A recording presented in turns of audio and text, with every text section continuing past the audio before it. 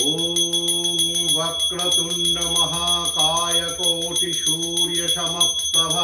निर्विघ्नं कुरु मे देव सर्वकार्येषु सर्वदा शमुकश्चैकदन्तश्च कौपिलगजकर्णकलम्बधरश्च विकटविघ्ननाशविनायक धूम्रकेतुगणाध्यक्ष बालचन्द्रगजानन द्वादशैतानि नमानि जपठेत् शृणुयादपि विद्यारम्भे विवाहे च प्रवेशे निर्गमे तथा संग्रामे संकटे चैव विघ्नस्तस्य न जायते शुक्लाम्बरधरं देवं शशिवर्णं चतुर्भुजं प्रसन्नवदनं ध्यायेत् सर्वविघ्नोपशान्तये अभिषिक्तार्थसिद्धार्थं पूजितो यशुरासुरैः सर्वविघ्नहरस्तस्मै गणाधिपतये नमः। सर्वमङ्गलमङ्गल्ये शिवे सर्वार्थसाधिके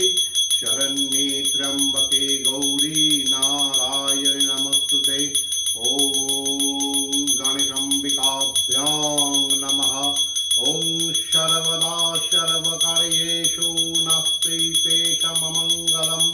येषां हृदि भगवान् मङ्गलाय तनं हरि